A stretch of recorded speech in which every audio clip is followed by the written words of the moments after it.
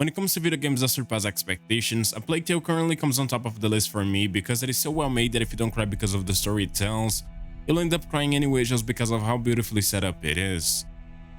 As one of the first few graphically intensive games I ever played after acquiring a computer that was neither a toast nor a refrigerator, I hold it close to heart for showing me that the hardships of life can be a phase if you're able to keep looking forward to the path ahead. With that introduction out of the way, today I'm here to share with you how coming back to the not so wonderful world of A Plague Tale has changed my way of viewing its faults, as well as its glorious, almost fabled method of telling a story that not only gets us involved, but also doesn't never drop the bar, even when it feels like it's bound to happen. Drawing heavily from real-world concepts, the game dives deeply into the annals of history books to create what I would call a blend of the worst that has happened throughout human history. Amicia, do we have to walk on them? I know, Hugo. But we don't have a choice. It tells us the story of Hugo and Amicia de Rune, siblings chased by the Inquisition and whose lives took a big turn and went from calm and tranquil to dark and full of terrors, after a series of tragic events that left both of them without the warmth of a parent's embrace. As the toughest of realities comes down crashing, it will be our mission to keep both of them alive and well for as long as necessary, for them to regain their strength and return the favor to those who put them in a situation twice as rough. Set in early age France, the game uses traditional bright tone colors alongside a wonderful medieval setting to paint a picture that sticks to memory like hot glue. Not to be confused with our everyday fairy tale where everyone gets to live a happy ever after, A Plague Tale makes a somewhat terrifying use of shock-full scenes to hooking players from practically minute one. It is an unnerving descent into the depths of hell where a torch, or pretty much any source of light for that matter, can mean the difference between life and death, and fighting respite quickly becomes an idealistic image we can only dream of achieving. There's a body over there. No. No, please. Amicia, we can stop. A game that isn't afraid to tap upon major topics, and one where death is so common, seeing a corpse or two being torn apart on the ground won't even be the most distressful thing you'll be seeing. In it, our main objective will be to save civilization as we know it from collapse, as a rat-carried plague that very much alludes to the Black Death rampages what little is left of it. A game you almost could say has it all, for some of the most creative puzzles I've seen, all the way to skip sequences to get you jumping on your chair. A Plague Tale is a game that quite frankly could hardly get any better, aside from perhaps making cute little Hugo be slightly less annoying, which I do admit will quite a challenge.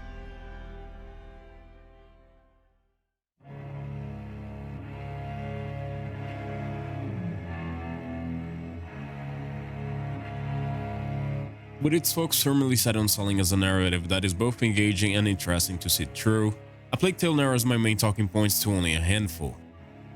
Those will have to be convincingness for how believable it is, and elasticity to see how far a character arcs and plotline goes in terms of expansiveness. First, to convince someone what they see on their screen is real, you need to evaluate whether you are willing to go the extra mile of telling them that directly, or let your words do the work of inspiring people into believing that if they fail to save the world in game, your house is actually going to burn down in real life. Second of all, you can kind of tell how far a game is willing to go in terms of character development by how much effort they put into making secondary characters not as one-dimensional as a wall made out of bricks. Taking what it can from fantastical as well as realism nodes, the game makes great use of elements of both worlds to construct an intricate experience that is kept under low profile for as long as necessary for the decisive bang to be as impactful as possible. A well-rounded experience that keeps you wishing for more, and its chapter-segmented structure helps by making it so that each piece of the set is as digestible as possible, at the same time as it leaves you hanging in suspense after each and every bit is put in place. Kind of similar to every other storyteller, A Plague Tale also follows a linear framing to tell its story, meaning that our decisions won't affect the plot by much outside of unlockables and achievements we can get along the way. The plus side to this is that everything we hear or see should be tailor-made to only enhance the experience. Good Lord.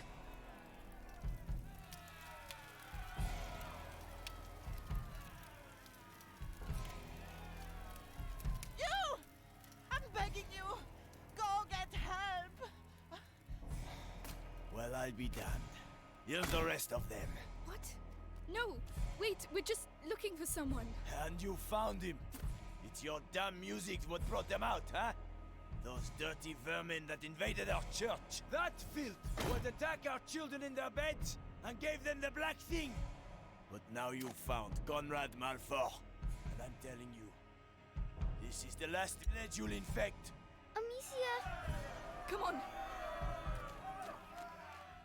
A movie like show that is shaped to fit onto the stereotypical view people have of female protagonists, where women cannot really fight back at all and have to hide in order to survive. Except, not really. Armed with a school-breaking slingshot and powerful chemical solutions, there are a number of ways we can get around breathing obstacles.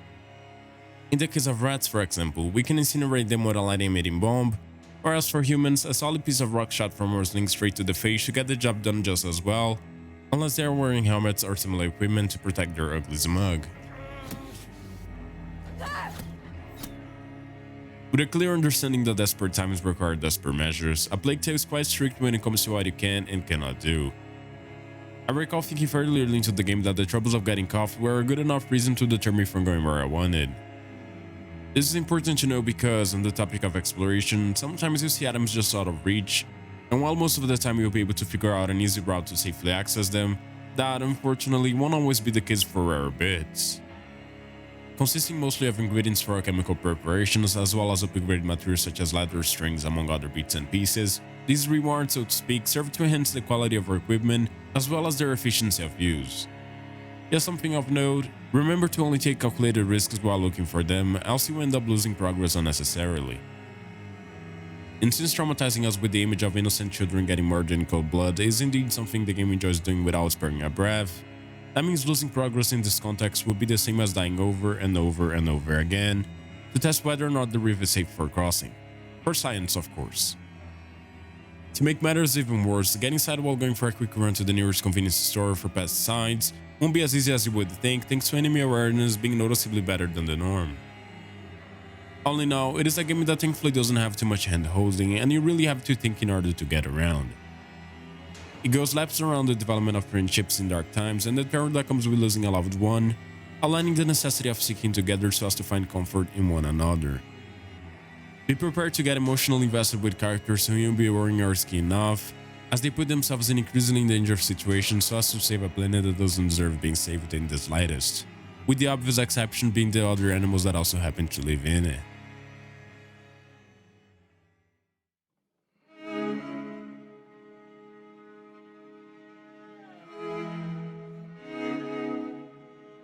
Assuming the prospect of an unexplainably frightening venture, an equally awful villain also had to exist to take their fear factor to the next level. For starters, the game has two main antagonists, one being the rats, although they play more as ambient danger rather than anything else, and then there's the Inquisition, a group of crazy lunatics who are after our protagonist's families for reasons that aren't immediately known to us. Starting from order of arrival, those rodents, which are portrayed as demonic or of devilish origins, will be a constant throughout the entire gameplay.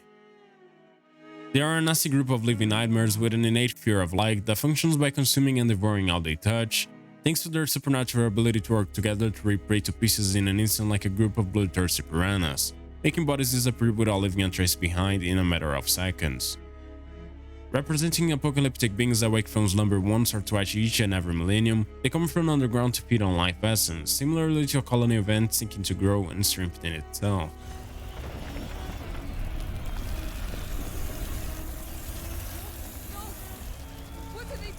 And that is not limited to what they do, but also how they do it, which is important to understand their inexplicable, somewhat intelligent behavior, as well as a hive mind capacity to act together as one singular entity. Although present way throughout the entire game, as mentioned before, seeing them pour out of every handle in the ground will never not be terrifying. Seeing the sea of countless blinking eyes is enough to send chills down a grown man's spine, way worse than any horror movies I've watched in recent times, I'm telling you. I don't know, something about them just makes my skin crawl like crazy.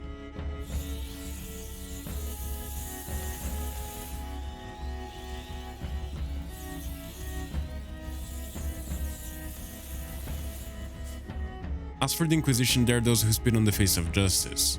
Men-slaying bastards whom you can take down without regret nor pity. Led by a mysterious trigger Ted the Grand Inquisitor alongside his loyal servant in shiny Crusader armor, these ruthless sackheads believe that their blood spilling is necessary to achieve greater good, but little do they know they are mere fools without a chance for salvation. Introducing to the story as a malicious bunch that kill and plunder for their own benefit, they not only seem dumb in appearance but also in attitude, seeing as not only do they lack in brain cells to empathize with those in need, they also fail to understand the importance of cooperating in times of crisis. Being the moronic mob breeders that they are, their existence still somehow remains more or less vital for the plot development in A Plague Tale, so we are left with no option but to slingshot their presence away from us. Actively engaging in confrontation, their also nasty behavior could be traced back to their leader, a rotten old geezer in robes who believes himself to be a saint of sorts, and yet his actions are not in the slightest seen as good by the church and its followers, including the head of the congregation, the Pope himself.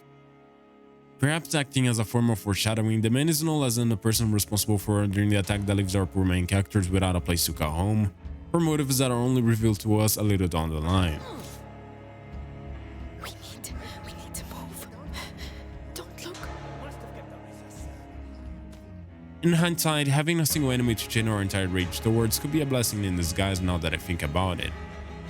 Them being so open about wanting to capture us and quite possibly kill us to achieve their twisted goals is the exact reason why we are able to hide so efficiently, leaving them in a stalemate position where they cannot have whatever it is they want from us. By brute forcing their way into our lives, they send a clear message of wanting to absolutely and undoubtedly end us, so I'm pretty sure that doing the exact same thing to them couldn't possibly be that bad, right?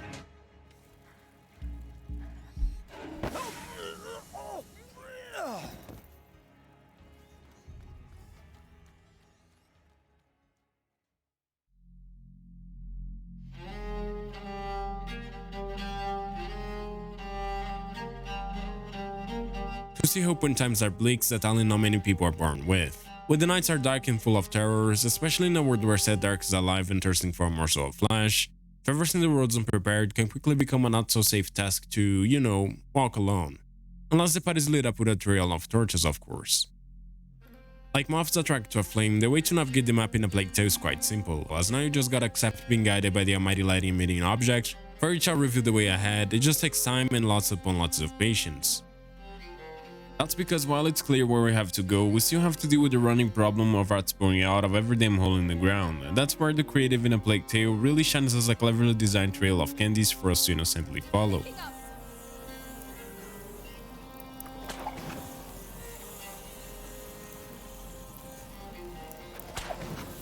Something I have to admit is that I'm actually not a huge fan of puzzles, more specifically the ones where you have to think hard in order to solve. What I dislike even more is one that straight up insults my intelligence with a big red arrow that points me in the direction I need to go, even if that might actually be placed there with good intent. Another rookie mistake, or rather a personal disease of mine, would be objects that are too conveniently placed or that wouldn't make sense to be where they are but exist anyway just because otherwise progress would become an impossibility. Somewhat widespread, this issue is more commonly found in games that exhibit careless behavior, similar to the ones which are more slanted towards the younger audience. An example I can think of right now would be the key to a locked cell being right next to the door or gated unlocked, which I know it sounds odd, but I've seen happen more times than I can count. So the reason I gave A Plague Tale a pass despite it very much going against the same rules I just came up with, is that I realized that not everything needs to be perfect or make complete sense for its existence to be valued. Not only that, but the way I had being marked by embers, it negates in its entirety the necessity of doing the hard thinking I'm so not very fond of. Now the only real difficult part being how we go about lighting them up to avoid the vermin flooding up the entire streets, as well as how we deal with the guards, so we have yet another win right there as well. The game can also be a touch radical how it sets up clearing those same two obstacles I just mentioned, seeing as there will be moments you have to resort to extreme tactics to get past areas completely unscathed. One such being using the freshly slain body of others as kind of a living bait. All of that, plus an uncanny inability to hold a torch for longer than a couple of moments before having to leave it somewhere, or going to encounter as unprepared as one can be, is what turns A Plague Tale into a strangely flawed piece I cannot quite keep my eyes off of. The simple act of controlling an entire area full of enemies late into the game despite these immense handicaps, to even up the playing field, is like conquering the same shadows we used to fear, which is just too much for a single person to handle. For these reasons alone, I found that going along with my battle without sync simply because something didn't quite fit would be utterly futile. And so I just accepted things as they were and went on without questioning stuff as they appeared in my peripheral vision, and thus ended up having an amazing time while I did.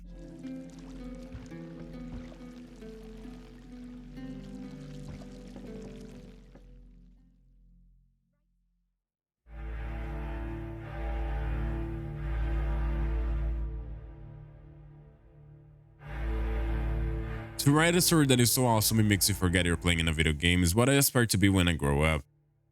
A truly movie-like experience that thankfully isn't littered with more cutscenes than actual gameplay, be an interactive masterpiece from top to bottom, and being as rich story-wise as a video game can get.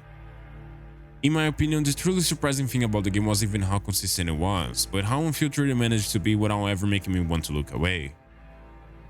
The real concern I had was how they would be able to get so many objects on the screen at the same time without making my computer want to fry itself.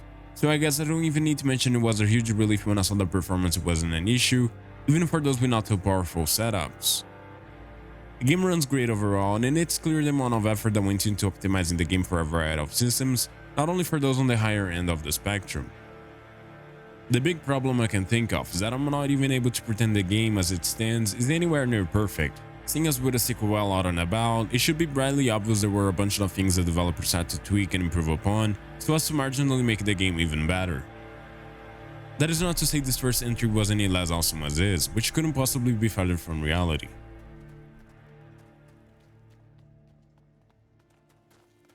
Oh, wow.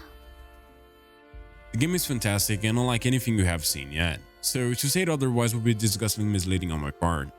If you're a fan of immersive storytelling and more than passable gameplay, you need to check it out, no excuses. I cannot wait to see what the developers have in store for the sequel, and I have no doubt in my mind that it will be an awesome time if it is just half as good as this one is. For more reviews like this one, please do check out my other videos here on YouTube, or if you prefer, you can read them online by accessing the link in the description down below. And with that, I'll hopefully be seeing you guys very soon. Bye!